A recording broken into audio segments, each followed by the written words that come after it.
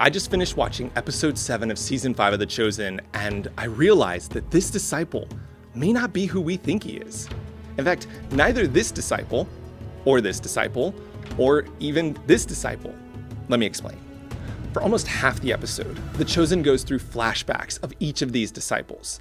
Some depict when they met Jesus, others depict their life before Jesus, and at the end of all of it, we're all just left wondering, why? The scenes were interesting, but what was the point of it all? But let me ask you something. Do you know the real story behind each of these disciples? Like where little James really was when he first crossed paths with Jesus? Or what actually caused Simon Z to leave the Zealots? Or who Thomas's real family was? I mean, doesn't Scripture say that he has a twin? Well, when I started digging into Scripture, I realized that there are some moments where Scripture is quite clear about who the disciples were before they met Jesus. And in the places where Scripture doesn't say anything, The Chosen actually does a pretty good job of filling in the gaps. But here's what I didn't expect. The closer I looked at some of Jesus' lesser-known disciples, the more I began to realize that these disciples aren't who we think they are. Some of their stories are far darker than we had ever imagined. Others may not even be in the Bible, and in a few cases, there's actually evidence in Scripture that could lead us to conclude that not only are these disciples related to Jesus, some of them might actually be his brothers.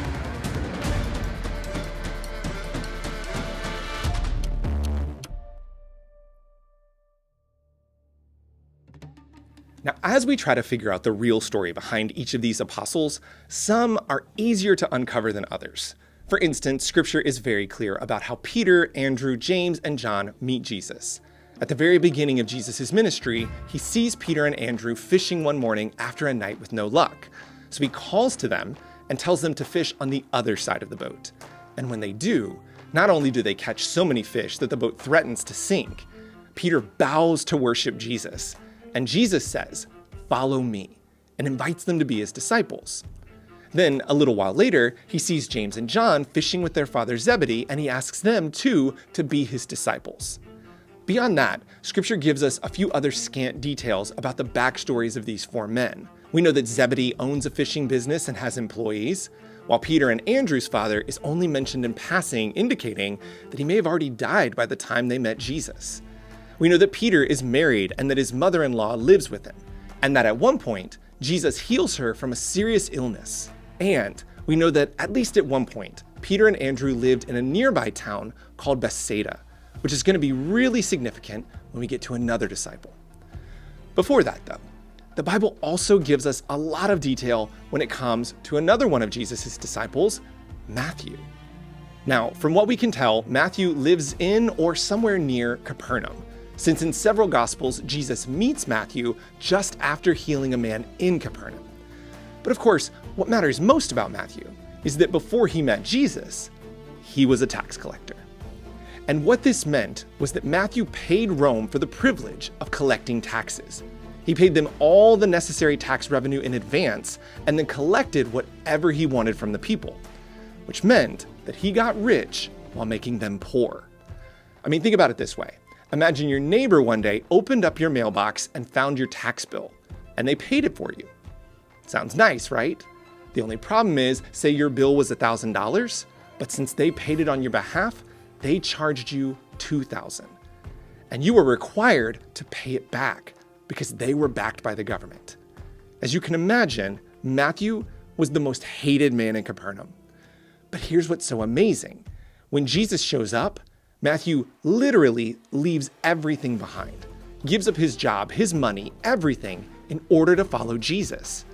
After Matthew, though, things get a little sparse. We learn that little James is the son of Alphaeus, which means that he could possibly be related to Matthew, who is also identified as the son of Alphaeus. We learn that Judas is from the town called Kerioth, and that obviously he betrays Jesus. John's gospel seems to indicate that Philip and Andrew were disciples of John, but that they left him in order to follow Jesus, and that Philip quickly spread news about Jesus to Nathanael, who John eventually tells us is from Cana and has a certain prejudice against Nazareth. But the more we dig into Nathanael, the more we realize that he might not actually be who we think he is. the Gospels just don't seem to agree about him. And we're going to come back to that later. Because before we can understand Nathanael, we need to understand a few more disciples who the Gospels say very little about. And this is where the flashbacks from the episodes really try to fill in the gaps.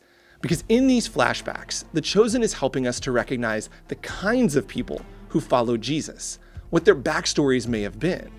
We know that Simon Z is a zealot, but his flashback reminds us that Jesus' disciples were people looking for a Messiah figure wherever they could, even in some places that led them into sin and danger. Thomas represents those who may have witnessed Jesus' miracles and been drawn to him. Little James reminds us of how all of Jesus' disciples were told that they weren't good enough by the religious leaders of their day. And Thaddeus reminds us that the disciples were common men, just like Jesus, men who worked and practiced their trades with their hands. And here's why this is so important to remember. Scripture makes it clear that Jesus' 12 disciples are coming from a much larger group. And when it comes to the 12 that he actually selects, the Gospels kind of disagree. For instance, Matthew and Mark both mention a disciple named Thaddeus, but Luke, John, and Acts tell us of a disciple named Judas, not Iscariot. Are they the same person? And then there are 3 disciples, James, Simon, and Bartholomew, who appear in Matthew, Mark, and Luke, but never in John's Gospel. Which brings us back to Nathanael, who appears in John, but never in Matthew, Mark, and Luke. Which means that potentially James, Simon, or Bartholomew, any one of them, could be Nathanael. So I decided to dig a little bit deeper, to see if I could figure out who Nathanael really was. And check this out. When I did, I realized that I actually wasn't asking the right question. I shouldn't be asking, who is Nathanael? Because the real story was, why aren't James, Simon, and Bartholomew in John's Gospel? And what I found when I explored that question, I don't know what else to say. My jaw dropped. Let me show you.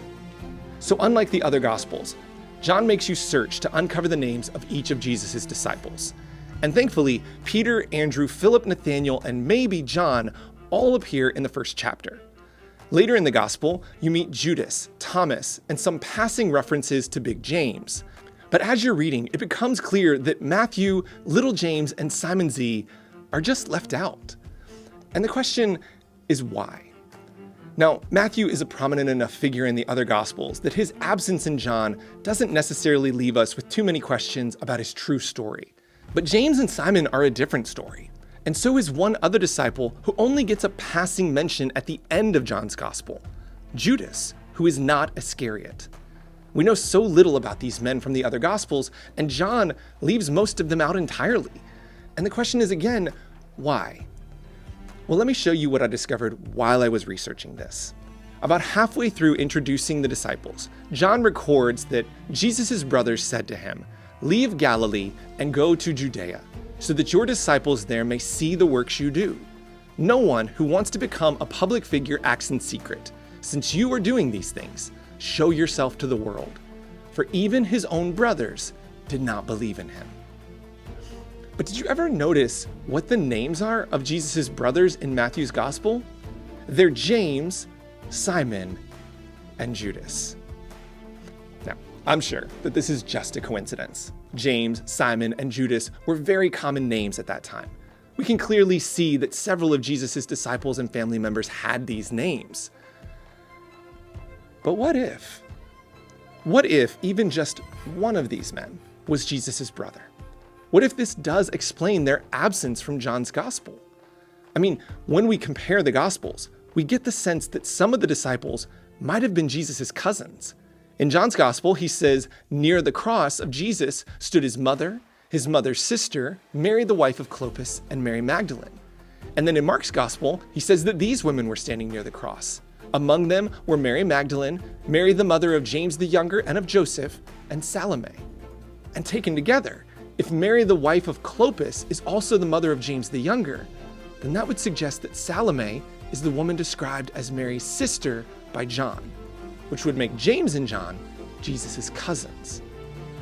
So would it be so strange if some of Jesus' own siblings became his disciples after doubting for a period of time?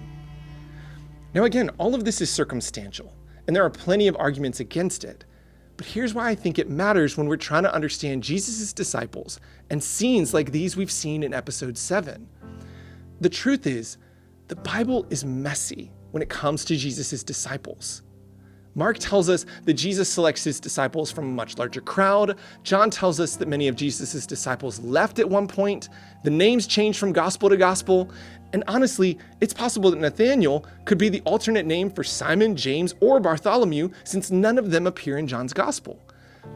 It's kind of a mess. And so are the disciples themselves. They don't understand Jesus most of the time.